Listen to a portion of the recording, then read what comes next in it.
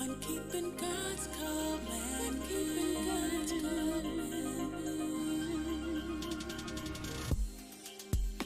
Midweek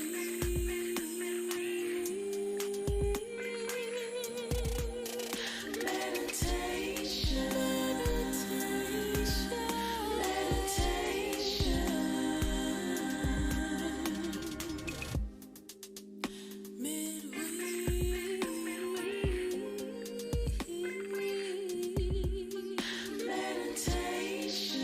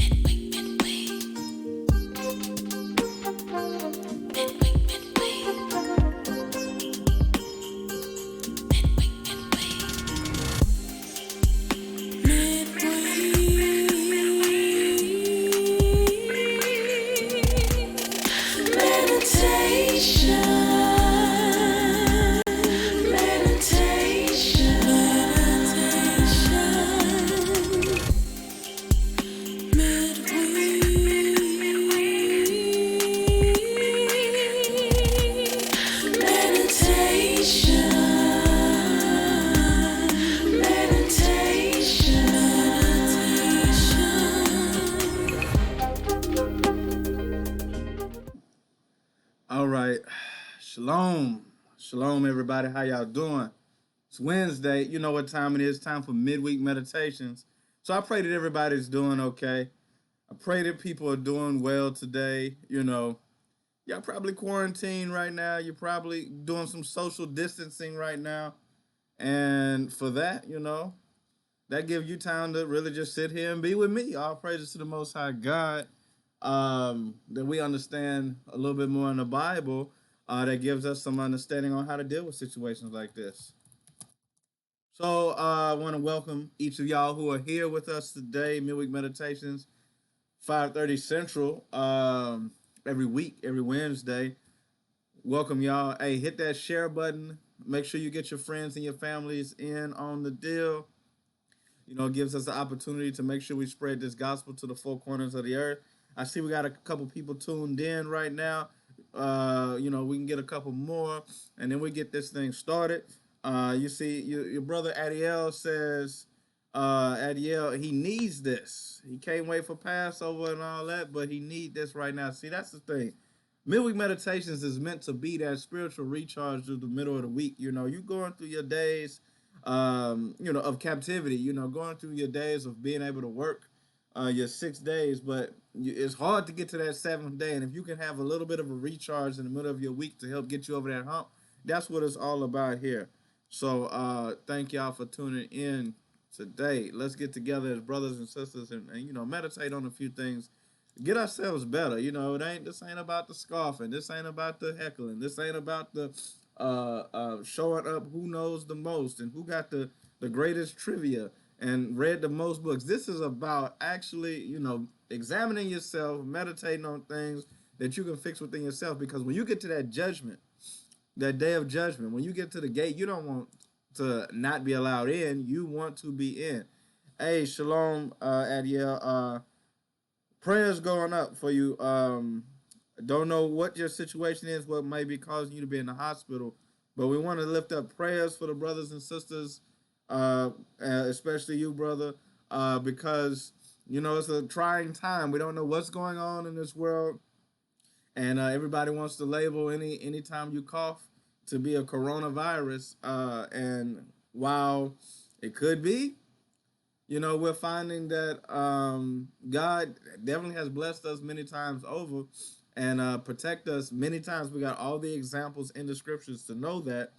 So we want to send up prayers for each and every one of our sisters and our brothers that we are protected hedge of protection over us. Now, the real protection comes from you making application of the commandments. I know it's a lot of people out there right now. You don't got to keep God's laws. Well, okay, you do what you want to do. But, for me and my house, we're going to serve the Lord. And the thing about it is that's where we get our confidence in how we're able to overcome. It ain't about running out and going buy toilet paper. It ain't about taking all the water. What it's about is making sure that the Most High God, you sought Him first. Seek ye the kingdom first. Okay, all praises, Brother Ariel. Yes, glory to the Father. For your sickle cell situation, we definitely send up the prayers for that. Send me a direct message. I'll reach out to you. Send me a direct message on like Facebook or something. And as far as what's going on in your life, in this case, make sure you take care of yourself. We don't want anybody to have the weakened immune systems. And that taking care of yourself, I promise you, it's all biblical. It ain't about, oh, well, let me try to outfox the disease. No, it's about, let me try to outrighteous the sin. So all praises. We got some more people joining in. Keep hitting the share button because we're about to get started. Tamiko in the building, Zuli in the building, Yakin, May, Jay. We got regulars, who are in the building. All praises that for that. And I know a lot of y'all are working from home and might actually not even be able to work right now because of the situations that are going on. You're not able to go to your gyms right now. You're not able to be in the places that you're used to being in.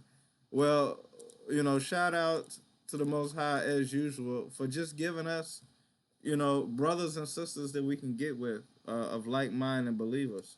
I'm hopefully you guys are coming together and preparing yourselves for what's coming up. Not in a panicky situation, not in a fearful mindset, but in a understanding that God is all about preparation. Noah prepared before the ship, before the rain came. Um, Joseph prepared before the famine took full effect, and various things like that are great examples for us to really consider. So, with that being said, today's topic is too legit to quit. Too legit to quit. Now, I know y'all remember the song, but we're not talking about that. Ain't no hammer time going on here. What it's talking about is your legit sincerity towards the Most High. That you have so much of that you're not going to quit on the Most High. You're not going to quit on the things that God has asked you to do, leaving you in a position to where you won't receive what God has promised for you. Too legit to quit. That's the kind of brothers and the sisters that we need to be around us. We need brothers and sisters who are around us who are serious and have a legitimate love for the Lord, who have a legitimate desire to keep the commandments, who are not fake and false and fooling themselves, but who are actually real, serious, legit people when it comes to keeping the Most High's laws. So give me 1 second.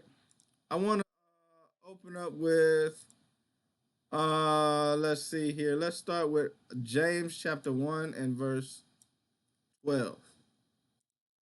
James chapter 1 verse 12. So here we go. It says, "Blessed is the man that endureth temptation, for when he is tried, he shall receive the crown of life, which the Lord hath promised to them that love him." See, this is where we got to really put our minds on.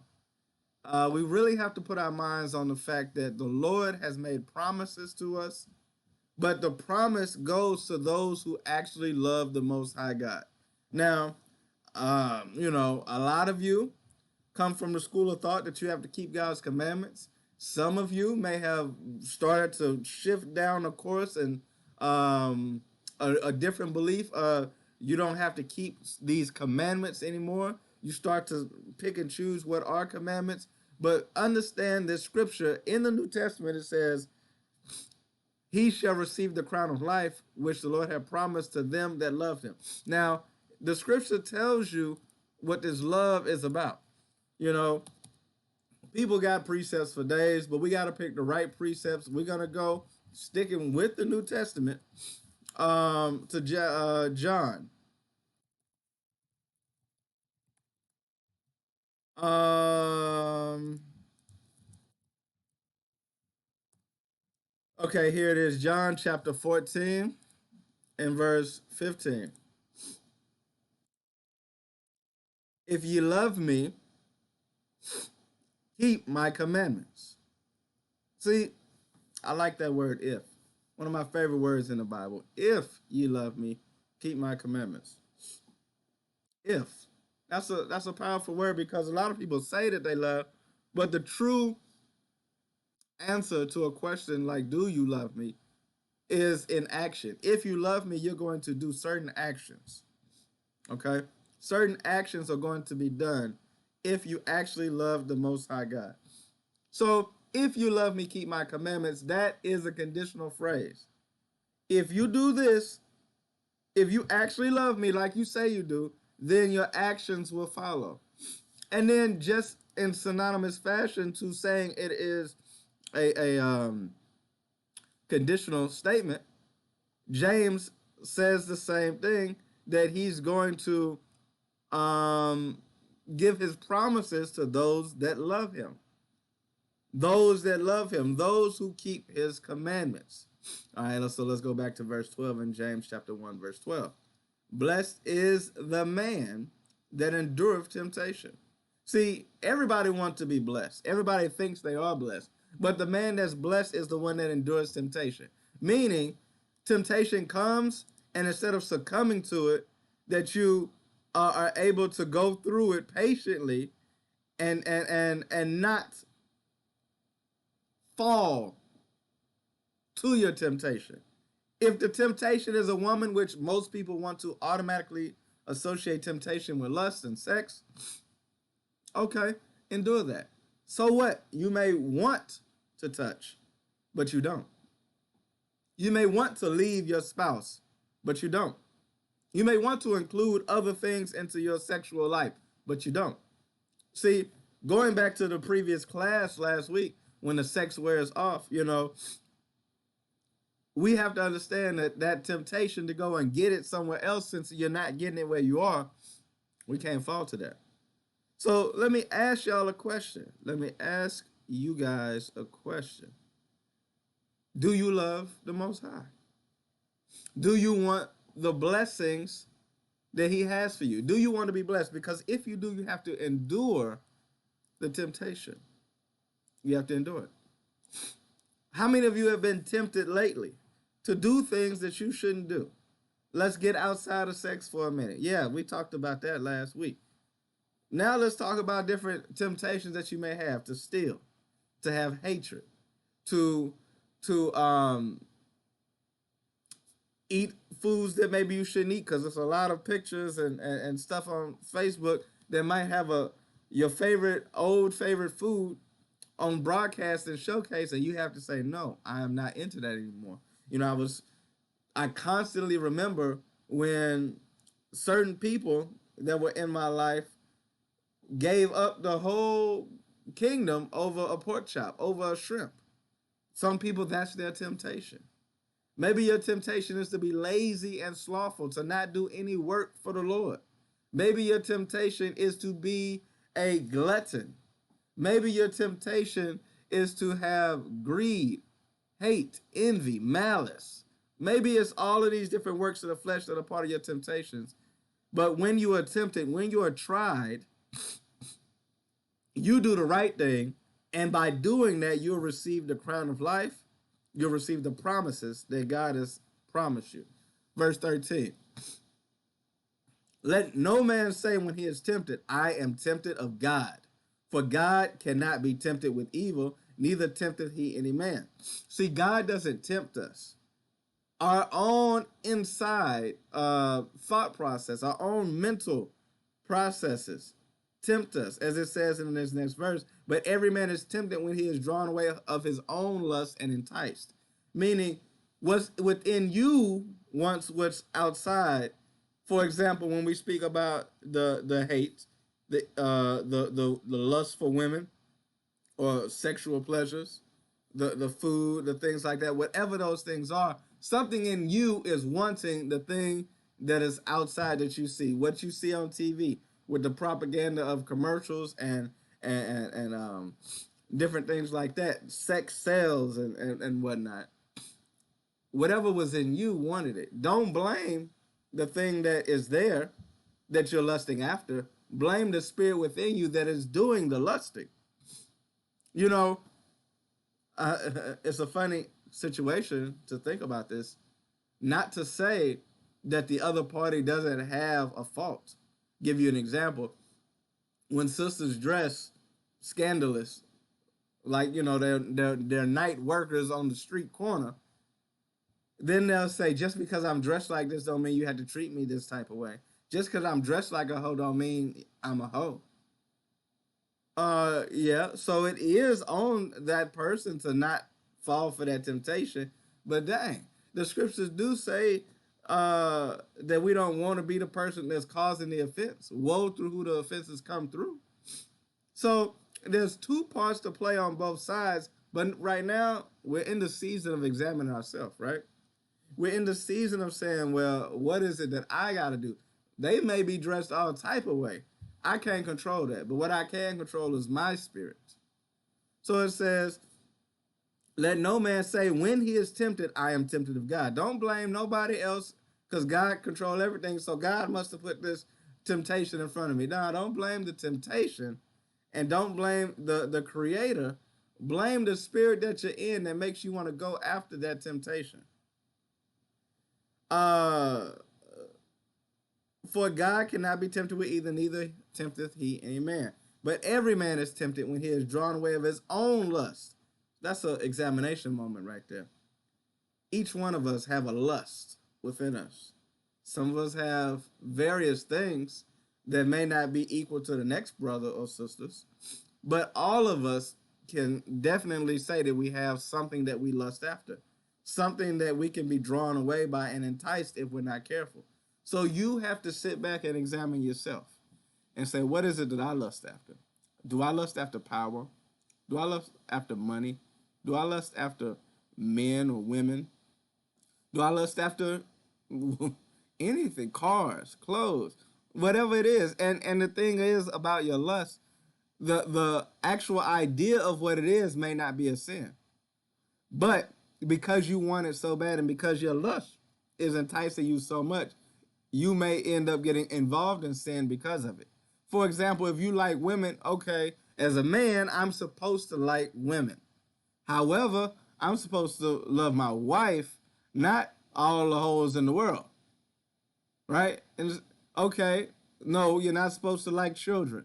No, you're not supposed to like animals. All of these sexual sins that you read about in Leviticus 18 and whatnot. You're not supposed to do those things. So it comes a point in which what could have been natural, now you've defiled that and made it something that is unclean. It says, but every man is tempted when he is drawn away of his own lust and enticed. Then when lust has conceived, it bringeth forth sin. See, the lust is not the problem. Is once the lust does its job and conceives, then it brings forth sin. And sin, when it is finished, bring forth death. So if you're not careful, you kill yourself. You'll mess around and die. You'll mess around and get judged for it by the Most High God because you did not endure the temptation. You got to endure the temptation. That is the goal and the key to everything that we're dealing with here. Now, today's topic is too legit to quit. What we're going through is here's the understanding that temptation continues to come. Temptation is not a one-time thing. It's not a short-term thing. Temptation is a reoccurring thing that floats in a cycle. Let's go to Sirach chapter 2. Today's meditation ain't going to be long. It's going to be quick and straight to the point so that you can get your mind wrapped on what you need to be doing in a time like this. In a time where it looks like the Most High may be visiting the earth. In a time where people are scared and trying to get themselves together. All you need to know is stop sinning. What are the sins? Okay, don't do that. And then everything else begins to get added unto you because the beginning of wisdom comes from your fear of the Lord and your keeping of the commandments. See, a lot of people take the power out of the commandments, not realizing that the reason why they got the problems they got now, the reason why they got so much strife within their life is because they're lacking the keeping of the commandments more as the focus, and then they want to do everything else and think that they already got it. Oh, well, the spirit behind do the commandment, do the commandment, and keep that spirit behind it. Understand why the symbolism is cool, but understand that by the practice of it, it takes you even a step further. So Sirach chapter 2, verse 1 says, "My son, if thou come to serve the Lord, prepare thy soul for temptation." Many of us are coming to serve the Most High God, but we're not preparing our soul for temptation. See, you preparing for coronavirus quarantine by buying all the toilet paper, but use that same energy to prepare your soul for temptation. Have you prepared yourself for the days when maybe there's going to be a shortage of food? Have you prepared yourself for that? Have you prepared yourself for the days of when maybe your wife or your spouse is going to leave? Have you prepared your spirit for when someone does you wrong that you don't render evil for evil?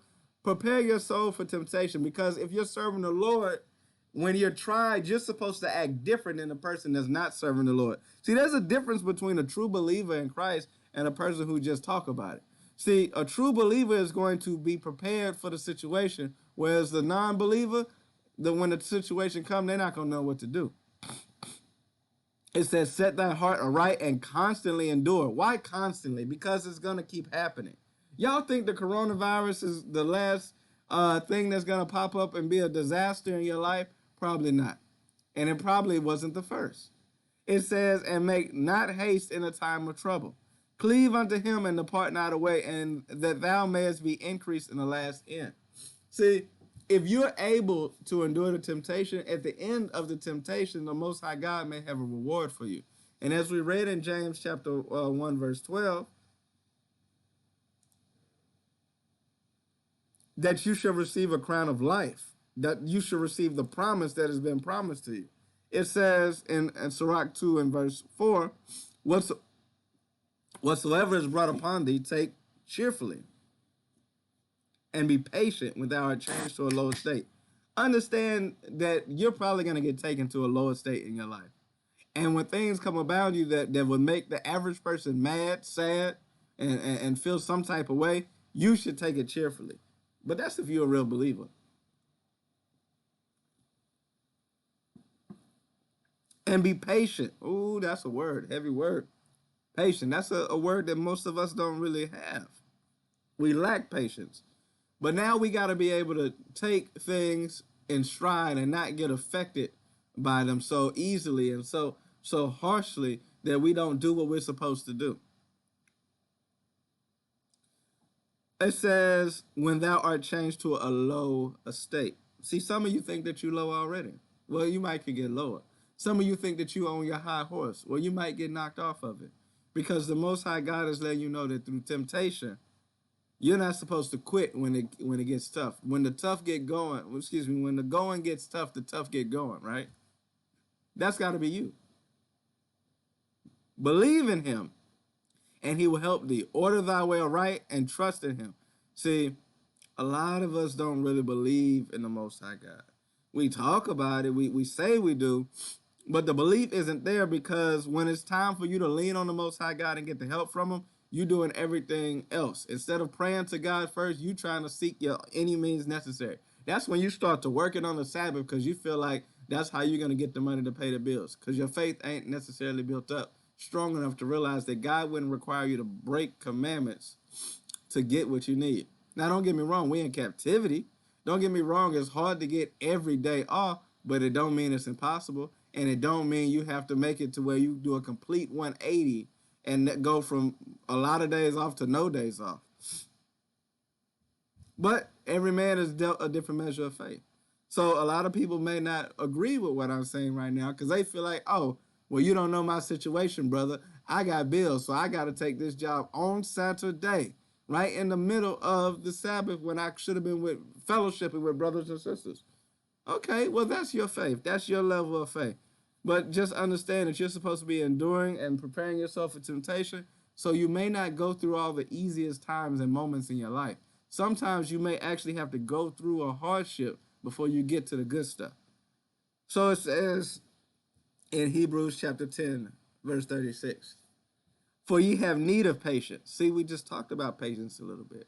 And yes, Israel, you have need of patience. See, a lot of people, you quick to say, oh, they getting on my nerves. I don't have the patience for this. Well, if you're the one that says that, that's a big thing for you to work on. You need to go ahead and start practicing patience. Because for you have need of patience, that after you have done the will of God, after you've done the will of God, notice how you have to do the will of God before something. I don't know what it is yet. We're going to have to read on. Ye might receive the promise. So after you do the will of God, ye might receive the promise.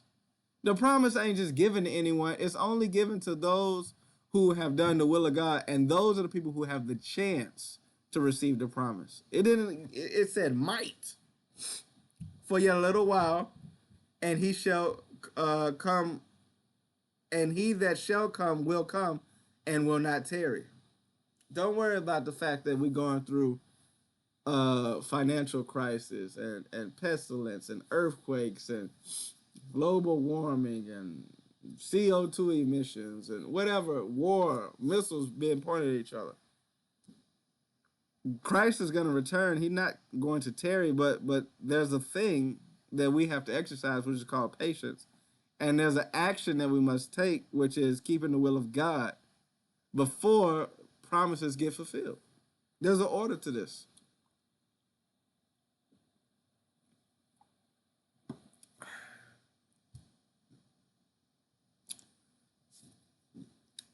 Isaiah 40 and 31. But they that wait upon the Lord shall renew their strength. They shall mount up with the wings as eagles. They shall run and not be weary, and they shall walk and not faint. All right, guys, this is something for you to take in for yourself. They that wait upon the Lord shall renew their strength. See, the patience should be the thing that keeps growing your strength. The longer we've had to wait, the more strength that we should have within the Lord. See, a lot of us have not had enough time to build our faith to a strong level. A lot of us have this thing called new faith, brand new faith. And if the wind blow just right, it'll be over. It hasn't been tested. It hasn't been verified. We don't know, how strong you're going to be in the time of trouble. And then we find out. But then you got other people who got that old faith. And where time and time again, experience has proven that this person is going to endure.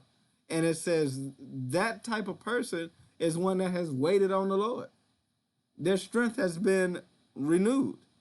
They shall mount up with wings as eagles. See, not just a hummingbird, not just a pigeon's feathers, but the eagle. The eagle wings. That's a big, strong, powerful bird that can fly very high, very fast. That really makes a lot of wind move behind those wings. See, when we gather our strength up, we're going to make a lot of wind move. We don't want to have a little hummingbird wings. It says, and they shall run and not be weary. I mean, you're not going to get tired from the run. Now, see, most of us, Israel, we're not runners, right? So we know that if we had to run from here to the mailbox, we would be out of breath, falling over, about to die. Well, that's the wrong spirit to be in reality. We should have all types of endurance. And God has given us an example that when you run and don't get tired type of endurance, that means that you've been built up. Because for many of you that do exercise and that do run, that ain't an overnight thing. You got to build up the stamina. So it says, and they shall walk and not faint. We are not going to fall out of this truth if we do things the right way. If we continue to renew our strength through understanding the scriptures that are being brought out. They shall mount up with wings as eagles. They shall run and not be weary. They shall walk and not faint. Meaning even during times where it should be difficult, because a run is difficult. The reason why you're going to faint and be weary is because you're going through something difficult. You're going to be just fine. You're going to be just fine. But you got to have a spirit about you that would enable you to be just fine. because everybody ain't built the same. So let's take a quick moment. Let's talk about it. Let's see where the people at. You know, we got a few people online. We got more who have joined. I see Nicole Bennett, Daniel, Wanda, Floyd, hey, Shalom Floyd, Ariel, Eleazar, Takaya. Thank y'all for joining in today. Uzziah. We got a couple people here. Okay. And where else? Oh, got another platform. You know I'll be missing all these platforms. Got YouTube, Periscope, Facebook, all live.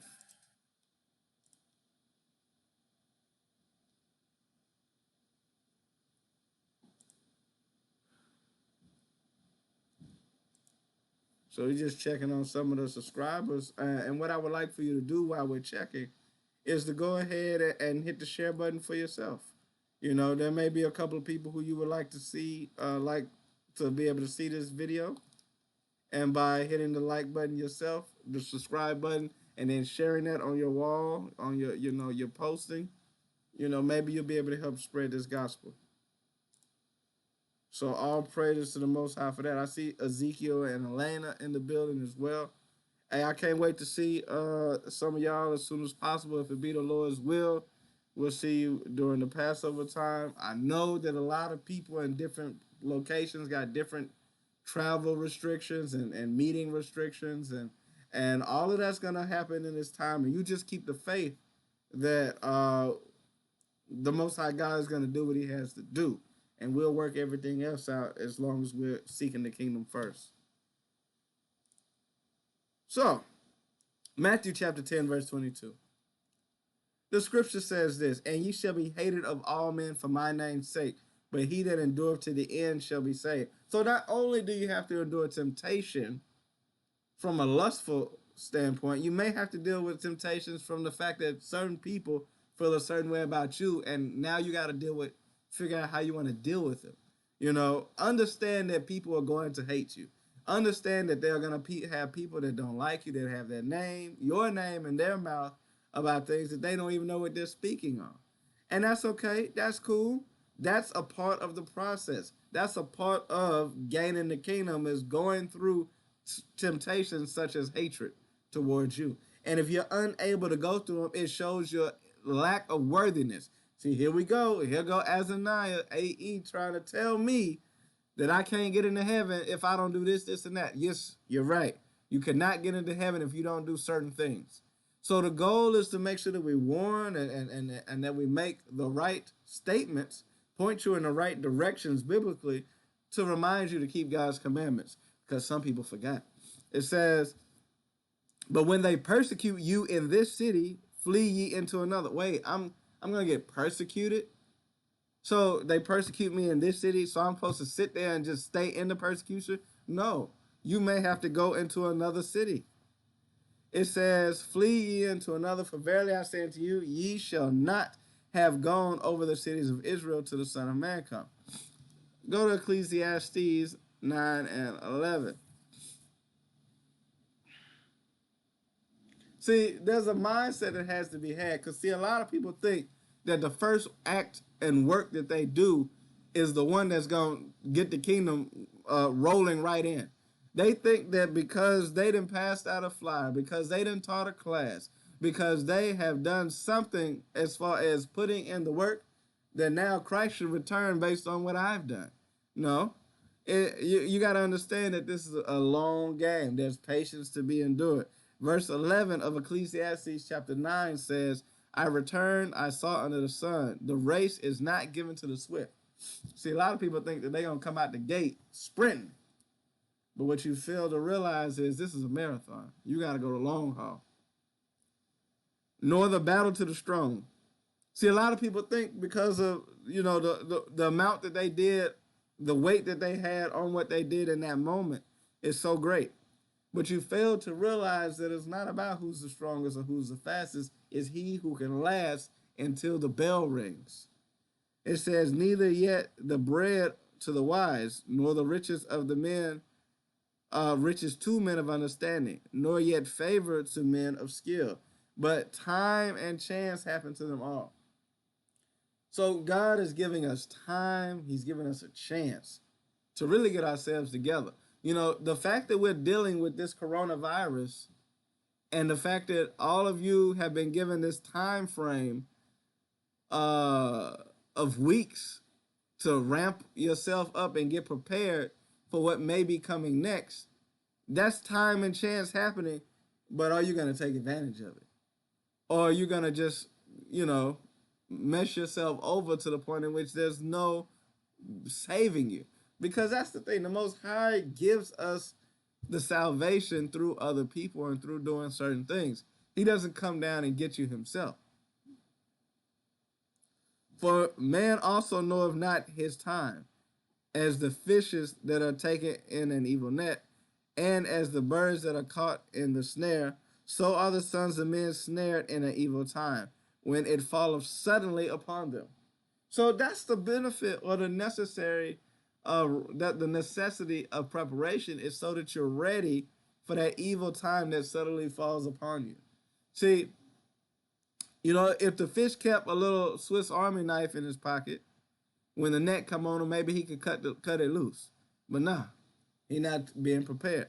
When a bird get caught in a snare, maybe he would have his little utility to it. But no, you didn't think about it till it was too late. But why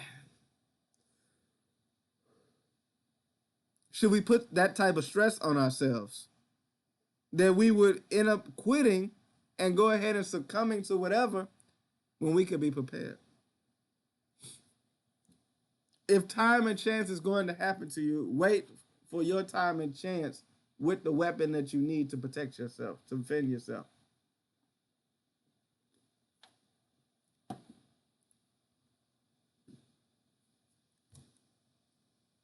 Let's go go to a few other verses here. Remember, we're not gonna stay long today. We're gonna give y'all time to go sit and read for yourself and see these prophecies. You know, you gotta go read Matthew. You gotta go read the words of Christ. He warned about diseases coming on the earth. Read Deuteronomy 28. He warned us about different diseases coming upon us for not keeping the commandments. Read these things, and now make them make sense for you. So it says, Galatians 6 and 9.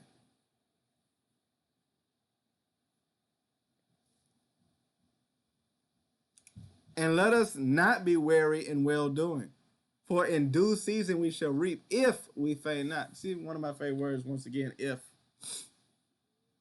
We're going to reap the harvest if we put in the work. See, a lot of us ain't putting in the work. A lot of us don't got the mind of invest in your future. You need immediate returns. But all the great people in this world that have something more than what you have, they understood something that you didn't understand, which was investing in themselves. This Bible is your investment, this spiritual investment that you need. And if you actually make application of the things that you read, then it will help you get more of what you need. And let us not be weary in well doing, for in due season we shall reap if we faint not. Now, what if you are a little weak and weary and faintful? 2 Chronicles 15 and 7 says this: Be ye strong, therefore, and let not your hands be weak, for your work shall be rewarded. The goal is to strengthen yourself up. Recognize your weakness and then overcome it. Don't allow your weakness to be your downfall. Don't let it be the only thing that you know. It says, 2 Timothy chapter 4, 2 Timothy chapter 4, verse 7. You want to be so strong and have built yourself up to the point in which when it's over, when you've done all that you can do, you can look back and feel accomplished. That you can look back and feel like you actually earned it. It says, 2 Timothy 4 and 7, I have fought a good fight. I have finished my course. I have kept the faith. See, this is over an extended period of time when temptation has come multiple times, but endurance has played out multiple times.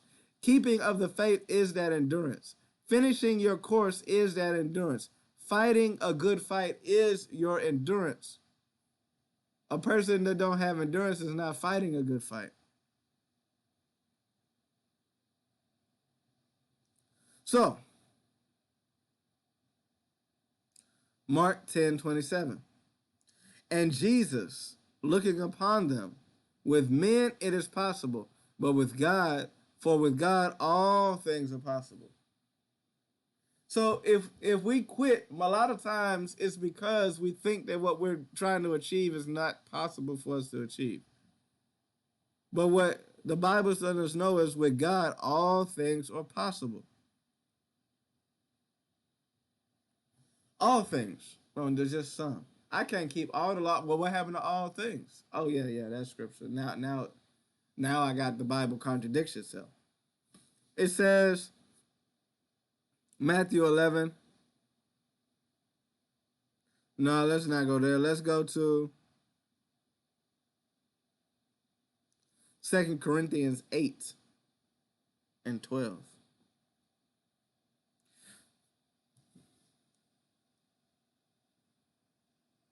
For if there be first a willing mind. See, the first step in all that we ever talk about is having a willing mind. You know, there may be someone that stumbles across this and does not want to hear it because they don't like the way my face looks on this camera, or whatever their reason may be. It says, for if there be first a willing mind, it is accepted according to that a man hath, and not according to that he hath not. Therefore, my beloved brethren, let's go up to chapter 15, verse 58. 1 Corinthians 15:58. Therefore, my beloved brethren, be ye steadfast, unmovable, always bounding in work of the Lord, for as much as ye know that your labor is not in vain, in the Lord. That's where you get the mindset of people having I can do all things through Christ who strengthens me.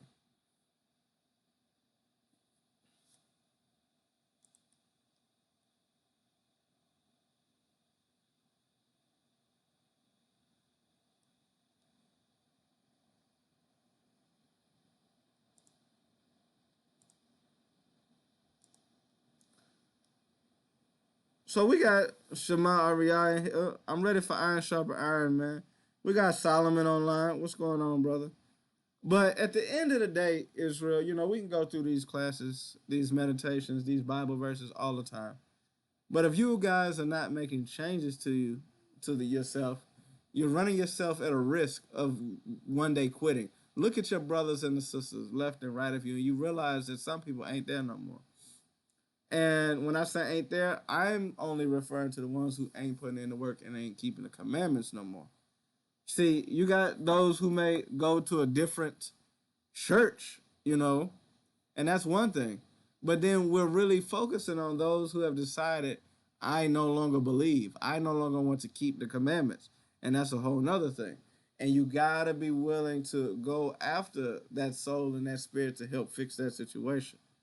So I really wanted to leave y'all with this thought and this mindset. No matter what you're going through, how hard it's getting, don't lose the faith. Don't start, why God, why did you do this to me? I don't believe no more type of mentality. This should increase your faith. The fact that you're seeing what's going on in this prophetically should make your faith that much stronger. So with that being said, we're going to end it early today. Give y'all some time back because this is the time now for you to go and read a little bit for yourself. Go catch the daily verses. Use those verses to give you chapters to read.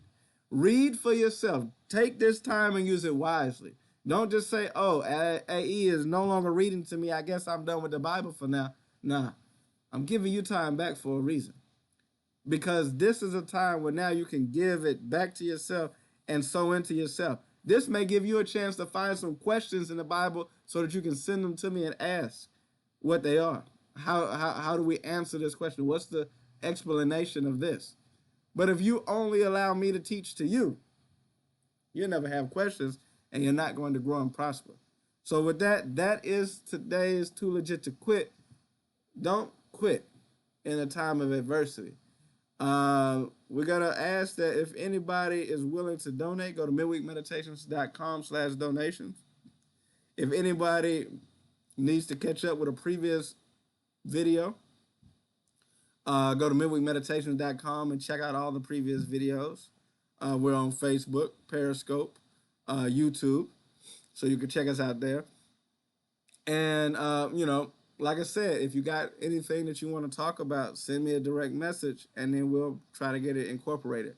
So that is today's lesson. Short and sweet for today. Quick hit. 45 minutes for today.